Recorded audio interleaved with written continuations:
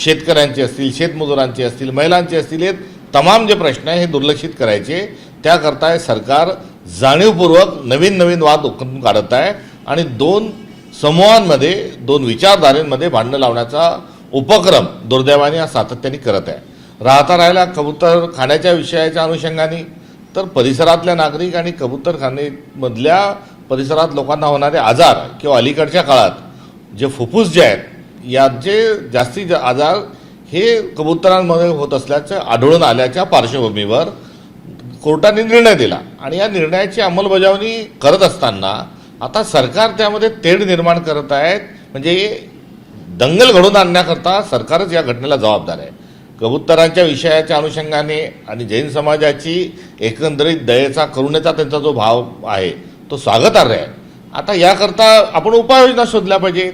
त्याच ठिकाणी हा वही बनाएंगे नावाचा जो गोंधळ आहे हा भारतीय जनता पार्टी अनेक ठिकाणी घालत आहे. त्यामुळे वही क्यों चाहिए आपको? अनेक वेगवेगळे परिसर आहेत, त्या ठिकाणी केलं पाहिजे. आणि यामध्ये लोढा जे आहेत हे याच्यामध्ये हिरिरीने भाग घेत आहेत, ही अत्यंत आनंदाची, समाधानाची बाब आहे. त्यांच्याजवळ फार मोठी संपत्ती त्यांच्याजवळ आहे, फार जमीन जुमला त्यांच्याजवळ आहे, त्यांचे जे प्लॉट आहेत, त्यांच्या मोठ्या मोठ्या बिल्डिंग आहे. त्यांनी आलिशान स्वरूपाचा कबूतरखाना हा त्यांच्या मालकीच्या परिसरामध्ये त्यांनी हलवला पाहिजे आणि एक आदर्श कबूतरखाना कसा असला पाहिजे तो त्यांनी त्या ठिकाणी चालवला पाहिजे. आणि हे सरकार अडाणीच्या गळ्यामध्ये त्यांनी मुंबई जी आहे ही 33% मुंबई ही अडाणीला आंधन दिलेली आहे. त्या अडाणीला सांगितलं पाहिजे की कबूतरखाना त्या ठिकाणी निर्माण कर. आता हे करायचं सोडून त्या ठिकाणी त्या भागातल्या व्यक्तींचा जर आक्षेप असेल आणि त्याकरता जर आजारी लोक आणि रोगराई झाली असेल तर त्याकरता दयेचा भाव हा कबुतरांच्यावर जसा आहे तसाच दयेचा भाव हा त्यामध्ये त्या ठिकाणी परिसरातल्या नागरिकांच्या आरोग्याच्या आणि जीविताच्या संदर्भातही दयाभाव ठेवला पाहिजे. नाहीतर आपण मागच्या काळात बघितलं, कोविडच्या शिल्ड आणल्या, कोविडची लस आणली आणि आता त्या कोविडच्या लसमुळेच लोक मरतात आहे. त्यामुळे आजारापेक्षा उपचार जालिम ही असणारी एकंदरीत या सरकारची जी वागणुकीतला जो दोष आहे तो त्यांनी दूर केला पाहिजे. जैन समाजात ज्या प्रकारे आक्रमक झाला पोलीस आणि त्यांच्यामध्ये म्हणजे हमरी पण झाली, त्यात असं कुठेतरी सांगत होते काही बाहेरचे लोक ही त्यामध्ये सामील झाल्याने त्यांनी हे घडवून आणलं. मागच्या काही काळातल्या ज्या काही तणाव पोलिसांमधले, नागरिकांमधले आहेत किंवा दंगली आहेत, यामध्ये बाहेरून आलेल्या लोकांनी दंगली घडवल्या आहेत. मग ते पुण्यातलं ताजं उदाहरण असो, या संदर्भातलं असो किंवा नागपूरच्या दंगली असो, बाहेरचे लोक येतात आणि तणाव निर्माण करतात, दंगली होतात. हा कॉमन फिनॉमिना आहे. आणि या महाराष्ट्राचे जे मुख्यमंत्री आहेत हे या कारस्थानामधले मास्टर माइंड असल्याची शक्यता नाकारता येत नाही. तर बेस संदर्भात आज आपण पाहिलं असेल तर सरकारचा सावळा गोंधळ त्यामधून बघायला येतोय. सामान्य प्रशासनाकडून एकाची नेमणूक करण्यात येते तर नगर विकास खात्याकडून एकाची नेमणूक करण्यात येते. कसं बघता याकडे?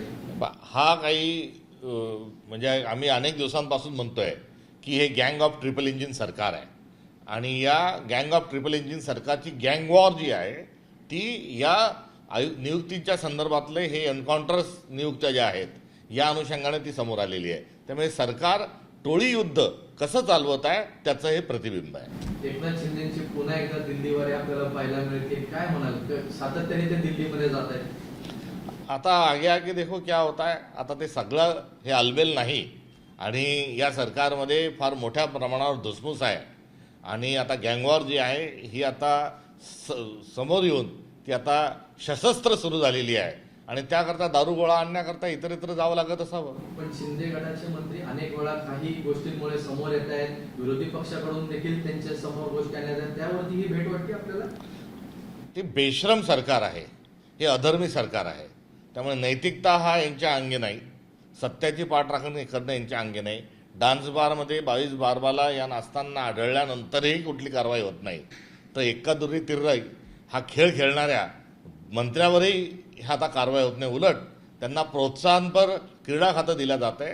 त्यामुळे हा जो सगळा गोंधळ आहे हा गोंधळ जर पुढे चालला तर या सरकारला तमाशा म्हणण्याची वेळ ही या राज्यातल्या नागरिकांवर येऊ नये म्हणजे कमवली.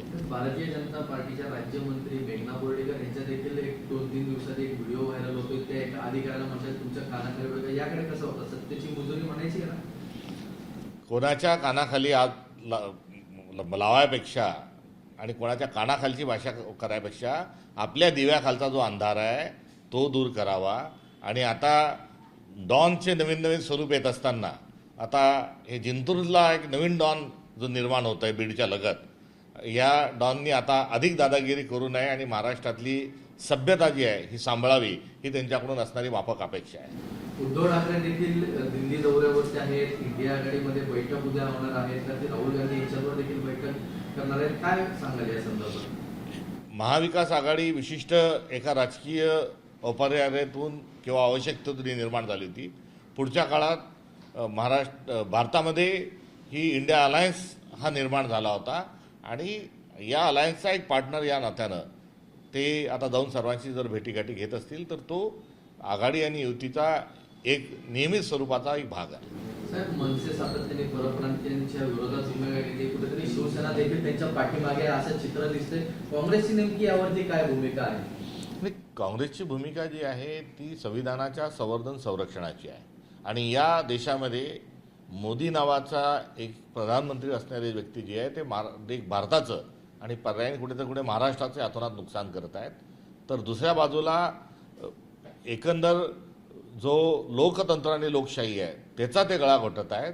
आणि अशा परिस्थितीमध्ये या सर्व प्रवृत्तींना हाणून पाडलं पाहिजे आणि जी या देशातली जी मूळ शिवशाहू फुले आंबेडकरांचा महाराष्ट्र आहे तो गठीत केला पाहिजे, हीच काँग्रेस पक्षाची कायम भूमिका आहे.